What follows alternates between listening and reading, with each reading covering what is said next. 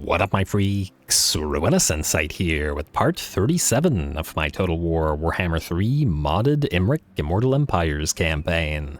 So as we saw last time, Alariel took out the beastmen at Mont, and as Morgar is no more, now we turn our gaze upon the clan Scryer Skaven, who, admittedly, have a pretty darn decent empire going out here. Not anything compared to ours, mind you, but we're still fighting a pretty massive war on a pretty ludicrously large front, so it's not like we can spare a ton of armies to deal with them all at the same time. Of course, in addition to that, we also got Eltharion the Grim on our side. He doesn't have an army yet, just the garbage that we got from the Confederation, and I did trade with Jinquilla a little bit, but we do need more Silver and Guard, as that's sort of his signature, or at the very least the Ivres signature unit outside of the Mistwalkers, and unfortunately we don't have allies that have anything that we want that could replace sort of Knights of Torgaval. I was hoping for Pegasus Knights or Demigryph Knights or anything along those lines. Great Longmaw Riders. None of the AIs unfortunately have access to any of that, with the exception of the Golden Order, who do have Demigryph Knights, but we just got into an alliance with them, so we don't have any allegiance to speak of. So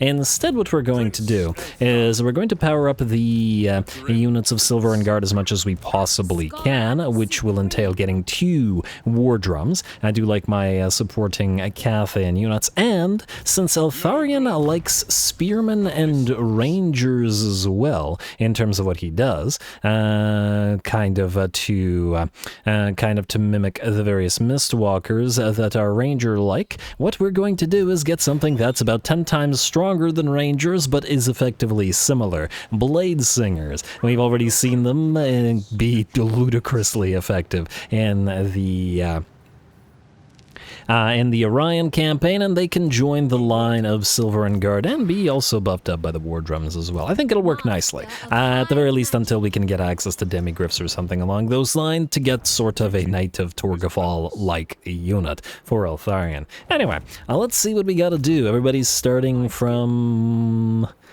0, I guess. Yeah, we got the whole turn ahead of us. Alright, fair enough. Imrik, you, I guess, are going to the Wizard Caliph's Palace. Shouldn't be too difficult to deal with. There is an army belonging to Arcan running around here, but I suppose if he takes the Pools of Despair, it wouldn't matter all that much, because Arwenil is around and should be able to kick him to the curb if needed. Oh!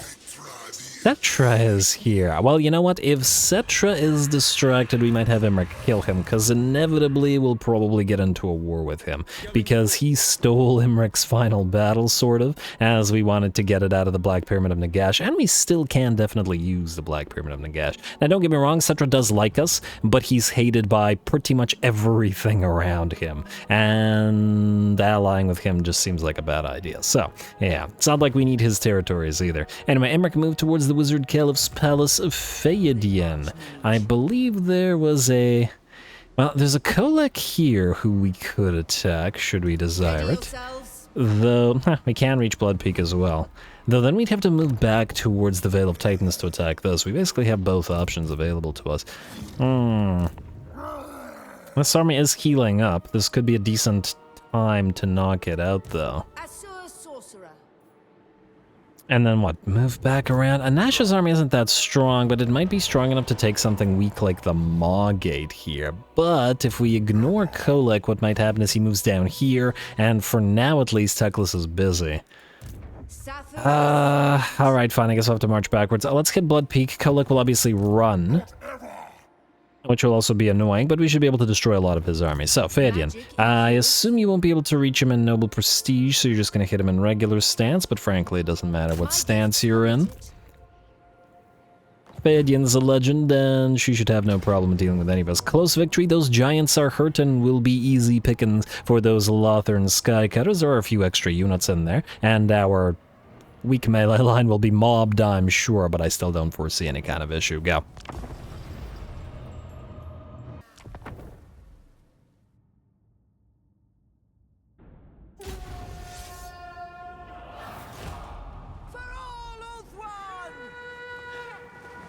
Alright, really trying to get really hard to get some of these, Lothern Skycutters in my Orion campaign right now. I think they could really work nicely for an all-air army, especially with all the Hawk Riders and stuff available to the Wood Elves. Anyway, here we go. Now, we know that this army, well, sort of this army, not Phaedian directly, but this was the time before Phaedian got to command the army, but the Lothern Skycutters in particular have fought Kolek's army before. So we know that they can do it if appropriately allowed to do so. Anyway, they're going to start the battle off by annoying the enemy as best they can. This is that little tiny army that we're going to have to deal with before Kolek's arrives. And of course, the first unit, the first order of business, is going to be the only unit with anti-air. And that unit of Marauder Horsemen is just about done. Another little reinforcement army moves onto the field, combining a Chaos Feral Manticore with a Chaos Sorcerer Lord of Fire. Now, the Sorcerer Lord will be targeted by the Hawk Riders as soon as the Hawk Riders stop firing on the mat and missing every single shot. Come on, guys. Wood Elves. The gunners on those Lothern Skycutters are really showing you up. Well, since the Hawk Riders miss nearly every shot, we're just going to send the Spearmen to bog down that Manticore, and that's another reason why we kept our 2 Celestial Lions up here. They are, in fact, they're bigger than the Manticore. Or maybe just not as hunched over. But anyway, they should be able to rip it to shreds even while the spear's distracted, while the Hawk Riders deal with that reinforcing Lord, who is, fortunately now, at about half HP. Good move on the enemy's part to pop that cascading fire cloak on the Manticore, giving it, I believe, plus 14 melee defense while it fights, but leaving the Lord to get ripped apart by a multi-shot armor-piercing arrows. In the meantime, Kolek has arrived on field, and he does have some anti-air as well in the form of some Screamers to give chase to those Lothern Skycutters. Unfortunately for said Screamers, they get ripped apart no less easily than than all the other stuff that we've been firing at. It does take a little bit of time. The Lothern Skycutters are fantastic, but their damage isn't crazy high. So these guys don't melt like they would against, for example, an all-ranged infantry army or missile infantry army, but they do melt quickly enough. That's 2 units gone and no more anti-air there. Phaedian is going after the enemy Chaos Sorcerer of Metal. Kind of an interesting matchup. Armor sundering magical damage 50-50 on that melee attack and defense. Phaedian has higher attack, but basically no armor on that Eagle. Well, 42 armor. We'll see who will carry the day there. Though I suppose at the end of the day, even if Phaedian were weaker in melee, and I'm pretty sure she's not, against the enemy sorcerer, she does have basically infinity healing while she has healing cap. She has insane amounts of mana and tons of healing potential. Anyway, I'm going to start the... looks like the enemy Chaos Sorcerer mounted on that War Shrine of Chaos does manage to get a nice blast of blue fire off on the Lothern Skycutters. Unfortunately for it, it does not manage to bring them down. Phaedian, slightly annoyed at the enemy anti-air units firing away at us, more Marauder Horsemen that is, will bring them down with a fiery convocation while the Lothern Skycutters cut down the Sorcerer and his War Shrine. And for the love of... oh, it's still got 2,000 HP, my bad. A little early on that one. But it'll go down nonetheless.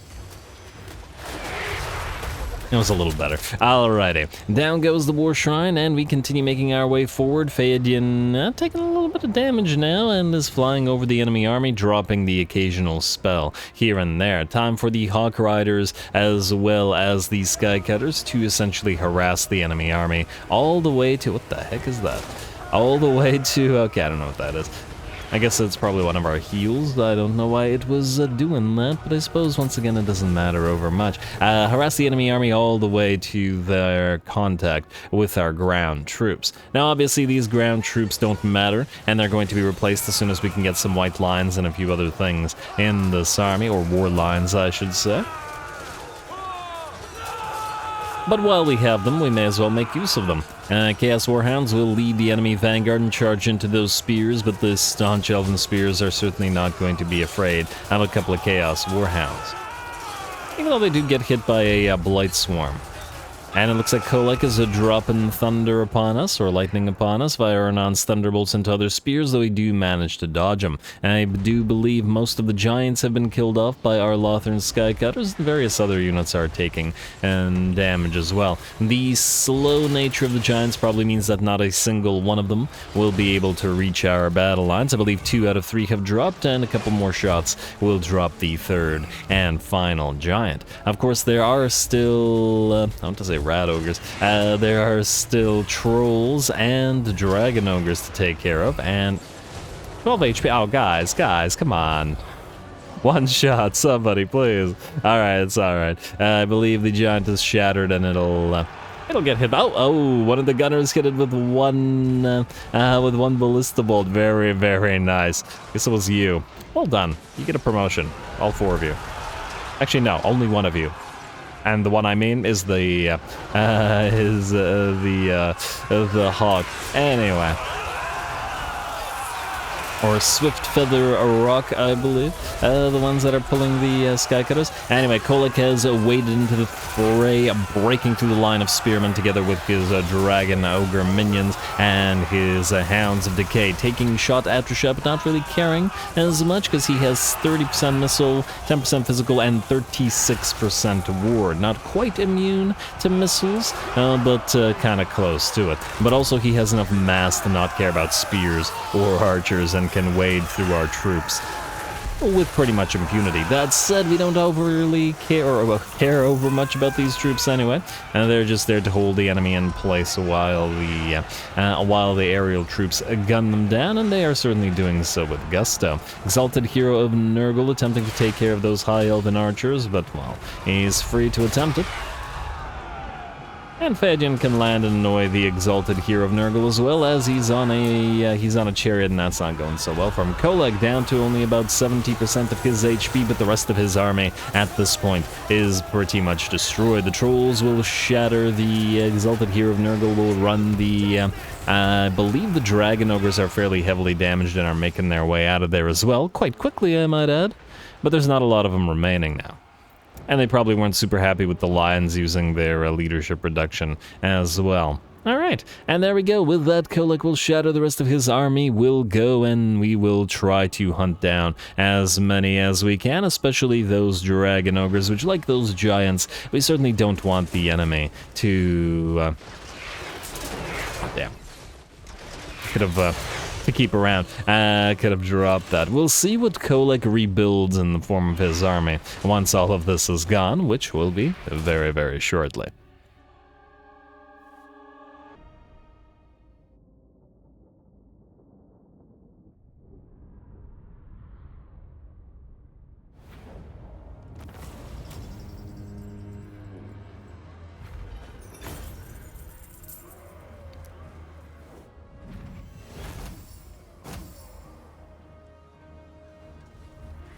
Alright, very nice, very nice. Of course, Kolek survived, but his absolutely ludicrous missile resistance means that it was better to focus down the rest of his army rather than chase after him. And it worked out pretty well. Not so much for the sort of garbage ground units that we have.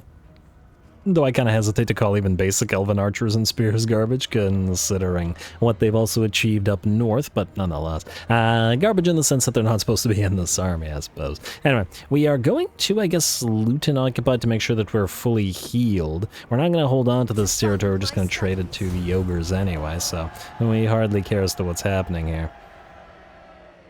And we have to loop back around to the orcs, so there's a decent chance that Kolek will at least attempt to retake it. Got another Bane shield for ourselves, a mission successful, that's nice, and Fadyan has that HP and bonus versus large.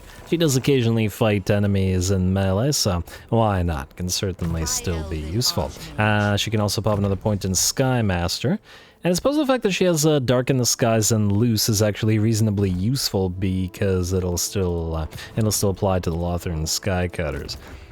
As opposed to her own unique line, or mages not having a unique line, you know what I mean. Anyway, Arathon, you're supposed to go up north to deal with Conquata and stuff, but we'll briefly take Marienburg first, because we do want that great port for ourselves. Oh, we got one turn until the plague is done. You know what, fine, take Grungzint and then move southward to Marienburg right after. And then Morel, I guess you're gonna do the same thing, gonna hit Castle Artois.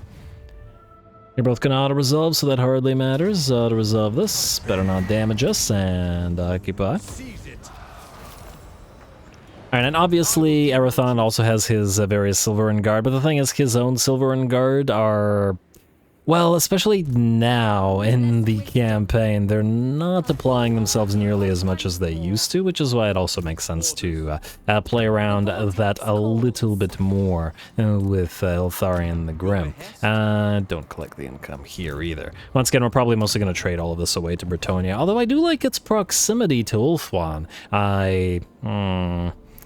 I'll think about it. Maybe trade like half of it to Bretonnia and then keep some of it. The mountainous territories are also full of trade goods, which is potentially good for us. In fact, definitely good for us, not so potentially. But anyway, Arwenel, you, I suppose we're going to go after King Sinsena, who has some stuff. I guess the question is it worth fighting? Well, let's see if it's auto-resolve easy or not. You'll still have to move your way southward, but anyway. And go after Sinsena.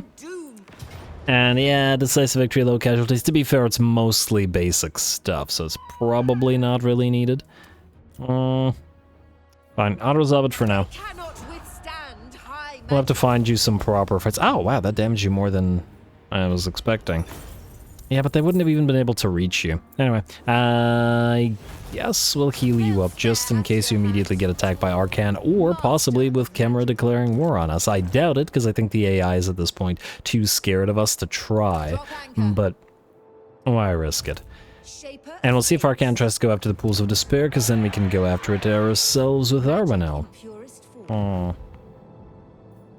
Frankly, we should probably trade it to these guys, so I'd probably rather have the mountainous territories once again, if we bother to hold any territory. Though I suppose since we are holding on to the Great Desert of Araby, as it does provide us a nice landmark that may warrant at least a few territories around it. Anyway, Belherathoi, you are going to hit the Shard Bastion. I guess you can't go much further anyway. Yeah, go for the Shard Bastion. And then Dydraris, you're going to follow. Continue to do so. This is an auto-resolve, but we can still leech a little bit of that old XP. And auto-resolve and occupy. These factions up here are most definitely not yet destroyed, so we do need to still worry about a full stack coming in. We got 3 settlements remaining to the Decadent Coast. Their balance of power is weak, but it might be due to the fact that our balance of power is so strong that it's just not showing us the fact that they still potentially have some armies. Anyway, back to it. Arwenel, we moved you. Architect Luaran, I believe you're stuck for a turn because we need to build up the Fortress of Warag to tier 5. Get access to more of that sweet tier 5 unit. I don't know why I said it like that, but anyway. Gwyndian, Admiral Rishian, you are going to take Nagrar. And this might actually be a fight that we actually might have to fight. Let's see what we have here. Oh. I was about to say, it's just Black Arc Corsairs, but on the other hand, I mean, it's nearly full stack. Maybe. Now, to stay here, we'll see if we have other fights this turn, but I think that's a decent option for us. Larian, you're going to take Dargoth. We're not keeping most of these territories, we're just going to be trading them to our allies, but nonetheless, we do need to occupy these territories. We also obviously want to actually have the pick of what we're taking here. Pick of what we're keeping and what we're trading. Frankly, now this kind of bothers me, because we have to trade the Glacial... I wonder how much the Palace of Ruin is worth to you. We traded it to them. Minus 136. Okay, we're probably not getting that back. It's fine. I was just wondering about the spices. All good. I suppose if we can give all... Well, there's a bunch of trade goods here as well. I'll think about it. Everything has potential. Larian, you take this auto-resolve, obviously. And occupy. And another Ring of Corin. Huh, keep getting these. We might actually now be able to put some on the, like, nobles and not lords and stuff. Potential for that. Don't collect the income here and delete the grove. You'll replace it with the carved obsidian thing, assuming that we keep the place, which is, it's a somewhat low likelihood. Yeah, it is red territory, but we do have enough growth coming in from well, various buffs and techs and our growers that we're pretty okay in red territory now as well. Anyway, Gwyndian is fine, and Relastakar. You have an actual thing that we need, which is Fu Chao. How well defended is it? I mean, those Chaos Warriors, I guess, are nice, but it's probably not worth the fight. Especially since it's a walled settlement with a garrison, meaning we would have to fight it manually and not cinematically. You take that. Auto-resolve. A little bit of damage. Hey, but we got a Horn of Isha out of it. Very, very nice. That's a reload skill and melee attack for allies in range. Might actually give that to Eltharion the Grim. You're going to occupy the place. You are, I think, not going to hold on to the Horn of Isha because you're just an admiral at the end of the day. And Atenian Vintner, and there we go. Great Dragonfleet dogs will give us additional trade resources faction-wide. We just need to make sure that we grow the place nicely. And we'll start with the plaza, at least until we max out the public order. But this place should go rather quickly. And if we can grab Beichai and Chimai for ourselves as well to get the full province. Not that we need it, mind you, but I still have this, I don't know, sort of hankering to grab all of the great ports for us. We deserve it. We've damn well earned it. Just doing everybody's job for them. Anyway, I see no enemies around, so Morella, you're going to head to Karan Kar and trade some units with Lorna here. Frankly, I'm probably going to delete one of you, but, Alright, go, go, go. Actually forgot why you even have a noble. Oh, it's because I wanted this faction-wide buff somewhere. You gotta keep in mind that these conscientious ones are really nice, and if there's more, then we should probably grab them. No, there isn't one right now, but we'll still keep an eye on them. Ooh, more Phoenix buffs. Exhilarated. Melee defense plus 10 for Phoenixes is quite strong. Healer ain't bad either. I mean, if we... if we really wanted to be obnoxious about it, what we could do is try to spam a bunch with a healer in order to massively increase a battle healing cap in a particular army. Not that I think we need it at this point. Though it is tempting, but anyway, there's always more army compositions to try. What do we have here? Laratherial. Ah, yes, you. Now, we know from last episode that, that Kazrak is sitting right here. We can even see his camp. Sitting right outside the moat. If we could bait him into an attack, that would be just swovely. You're gonna go right here and you're gonna go into ambush. 45% chance is low. At your service. Which is somewhat dangerous. You know what? It's a lot of point investiture, but I don't want you to getting ambushed, as the Shadow Warriors would be very much in danger if you did get ambushed, I mean. Princess of the On the other hand, it is a lot of point expenditure on this. It's only 2 points. And fine, go for Wary. I want to avoid getting ambushed. You will max out Foz Protection and Net of Amantok. Those are the key spells. I guess we could get Lilith's Blessing. Bonus Time Warp is fine. Banishment could come in handy, but I think we'll go Evasion, Earthing for the miscast base chance reduction, and then Magical Reserves. Did we actually want to... Oh, well, you know what? Actually, immunity to psychology against the Beastmen might serve us well. There's also Light of Battle, which will give us the Unbreakable.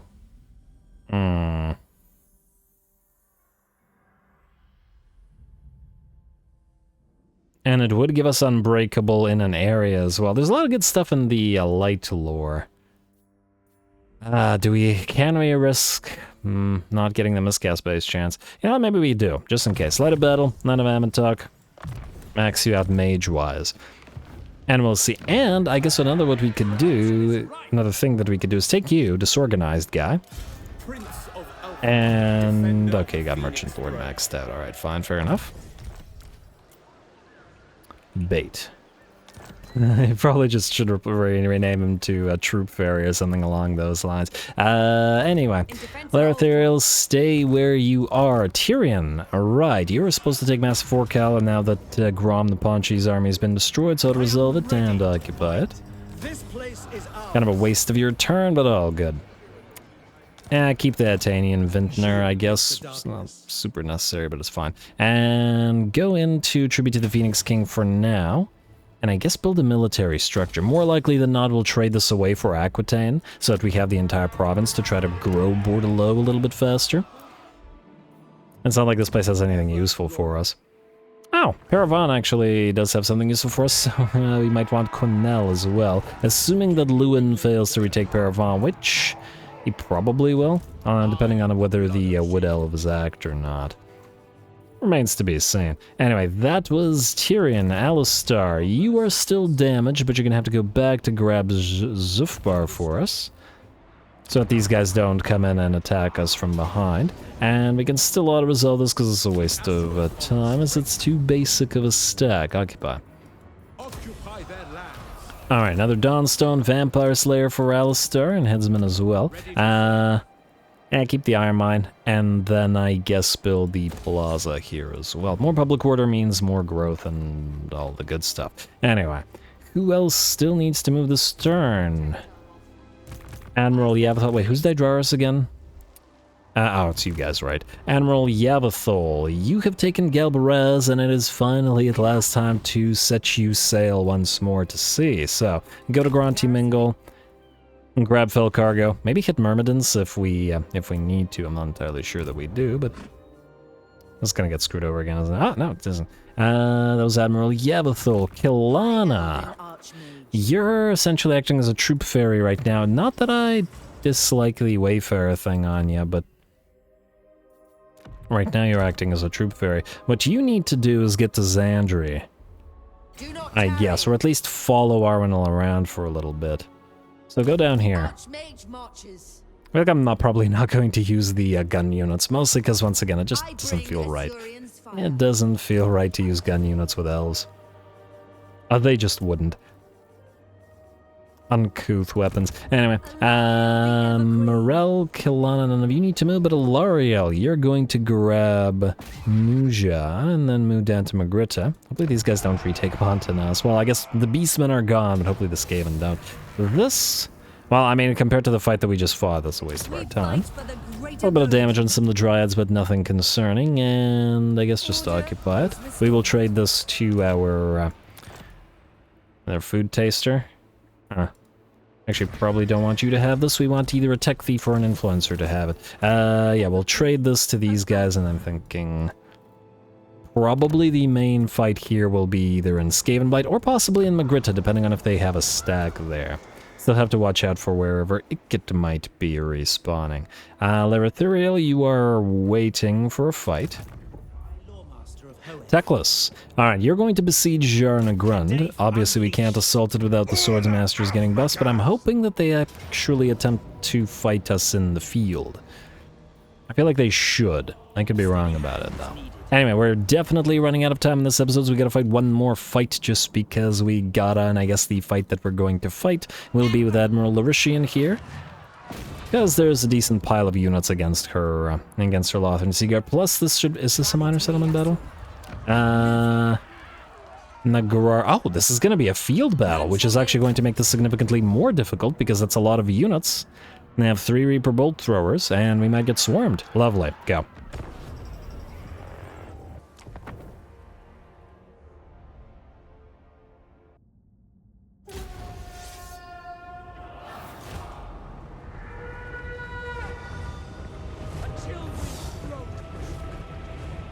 Huh. No speech from the princess for some reason. Odd, but okay. Anyway, here we go. I'm very excited about this being a field battle since it's 2 versus 1 stacks, essentially. And the other reason is I really like this matchup. Blackheart Corsair army versus a Lothern Seaguard army. The Dark Elves seagoing forces versus the High Elves seagoing forces. And both armies have a couple of bolt throwers to their name in these particular armies. armies as well. The enemy have 3, and we have 2. Now, the enemy do have a couple of other units in addition to those Blackheart Corsair members, and the Blackheart of Nagrar just have to go. So a Moon Dragon Breath into the midst of them will take a little bit over half of their HP.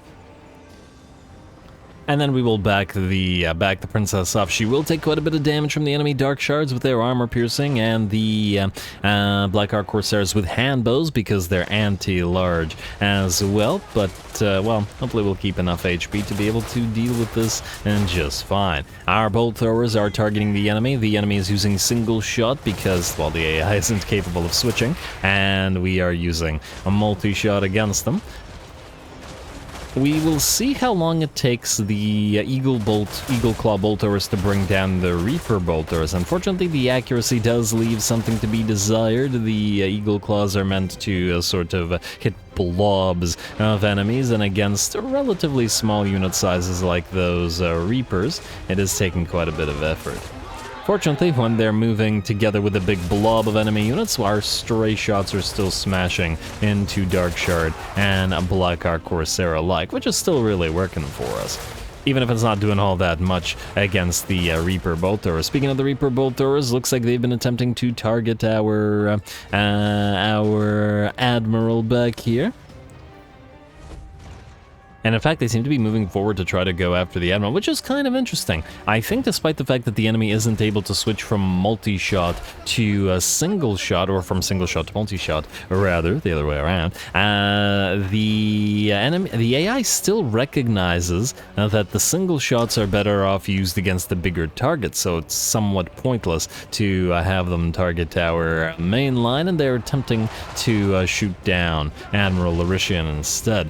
Unfortunately for them, at least one of them draws close enough for the ranged units, the regular ranged units, to hit them, and B, for us to switch to single fire as well, in the hopes that that brings these guys down a little bit sooner. Unfortunately, it looks like the accuracy still leaves something to be desired on those, and it's still just taking a long time to bring down even a single unit. This Reaper Bolter nearly at full HP despite being targeted by a single shot variant. But all good, we are just going to have to deal with it. Our multi-shot Eagle Claws will continue to cause havoc in the enemy line of Blackheart Corsairs, despite their Sea Dragon Cloaks, which do offer them decent armor and missile resistance. I don't remember how much, but I do remember it's decent. Those are Bleak Swords. I was like, wait, that's not right. Blackheart Corsairs, we got 10% missile resistance and 90 armor. And 90 armor is pretty darn solid. Anyway, looks like this unit of Reaper Bolters is finally out, and now we move a few of our range units out as well. 2 Lothern or 4 Lothern Seaguard, 2 with shields, 2 without. Close enough now to target that enemy unit of Reaper Bolt Throwers. And down it will go, meaning that the last of the enemy artillery pieces is done. We will back off and continue firing away with our Eagle Claw Bolters. I'm going to speed it up a little bit since we've seen them fire for a little while now. They are instead going to switch fire to the enemy Lord, who unfortunately for them goes down to about 10% of his HP and a couple more shots. If one of them could be accurate, there we go. Enough to find him. We'll take his arm and his life with it. And there we go, finally, with the loss of their artillery and their lord, the enemy army, massive though it still is, will begin to charge our forces. We'll see if we get overwhelmed, but I expect at the very least the center line of enemies will not be able to deal with the sheer amount of range firepower that we have on offer. Our lord, who is now down to half HP, still has to be careful because a decent amount of fire from the enemy Dark Shards and the Blackheart Corsairs will certainly be enough to put a dent into her remaining HP. But at the same time, she can fire down from up above into the enemy Masters, and I believe there's a Death Hag remaining as well. The enemy heroes, I mean. Alright, our Eagle Claw Bolters are also targeting the enemy Dark Shards in particular, while we try to knock out the enemy Blackheart Corsairs with our regular missile troops. Mostly because the Blackheart Corsairs are more or less still closing the distance, while the enemy Dark Shards are, well, sort of sitting there. and hopefully will be easier targets, slightly easier targets for our units of Eagle Claws. Anyway, Masters are making their way forward. I believe the Death Hag has failed to do so, but that's alright. We do have a Lord and a Hero to deal with the enemy Masters. We will avoid the first, and while the enemy Master will close the distance with our Lothern Seaguard, we'll knock the other off his feet with our Princess, and then have the Noble start dueling the enemy Master.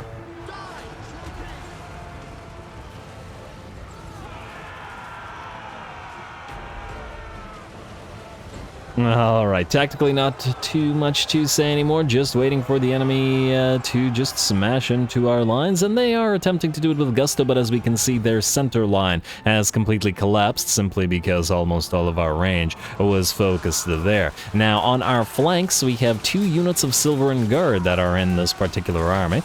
Usually they're right in the center of our line, assuming that the enemy hits our center, but here it was more worthwhile to protect our flanks, and by the looks of it, doing so effectively. Ooh, I actually really like this gray color scheme that the enemy has here. It's working for me. I like it. Anyway, the Silverin Guard are alone at the edges of our formation, but they are holding the enemy back quite well, and they were needed to do so. Here, Silverin Guard are facing off against Blackguard of Nagrar, which is not a great matchup, but we still have a massive amount of melee defense on our spears. And even the much more elite Blackguard Tier 4 units, as compared to the Tier 2 of the Silverin Guard, will take a long time to break their way through them. Of course, with all of the range units firing away at them, and they're going to have to stick around for quite the while. But alas, they won't be able to, even though the enemy murderous prowess and murderous mastery for the remaining Blackguard comes in, and the enemy army will shatter under fire from the Lothern Seaguard, and the Seaguard prove themselves superior to the Blackguard Corsairs. Although, admittedly, if these armies were the other way around, I'd be very confident in the Dark Elf army as well, especially with the pretty insane buffs that the Blackguard Corsairs are able to rack up with the Names of Power.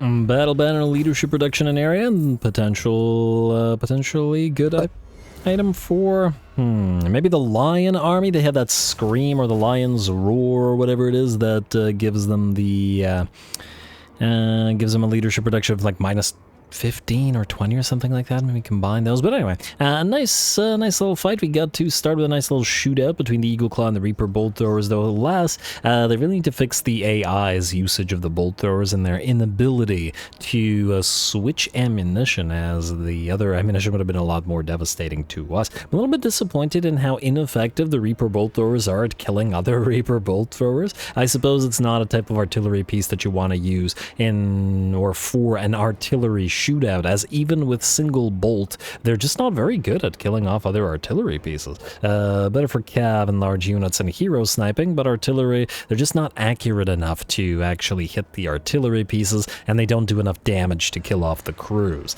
So yeah, but anyway, looks like Admiral Libershin took quite a bit of damage here, but it's hardly surprising. It's an admiral, so this particular army doesn't have any kind of spells or anything like that to rely upon Lady of the Phoenix Court to help them out. And a Star Dragon for Admiral Libershin as well. Yeah, she can hold on to it, I guess. It doesn't really matter what kind of mounts the admirals have, because they're not really supposed to be fighting anyway. Gandrel, no. Noethilmar Chariot. Keep the... I'm gonna say Eagle, because even if we're on the ground, like, we can still keep the Eagle and sort of anchor the line. We don't have to necessarily be flying.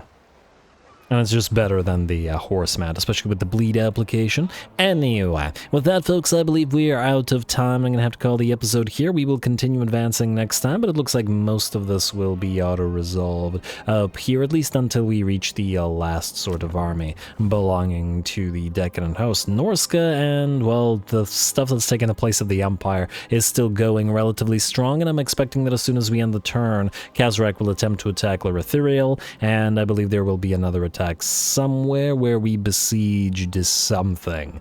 There's so many units and lords and stuff that I don't remember what we besieged and where it was, but there was something. And it'll probably attack us wherever it may be. We'll find it, I'm sure. Yeah, anyway, and there's also Epidemius running around, there is also this stack running around, there's still a lot of fights to be had in the Empire, so stay tuned for more of that. I'll deal with the recruitment stuff between the episodes, because there's still more armies we need to get on the field. All glory to the algorithm, and thanks for watching.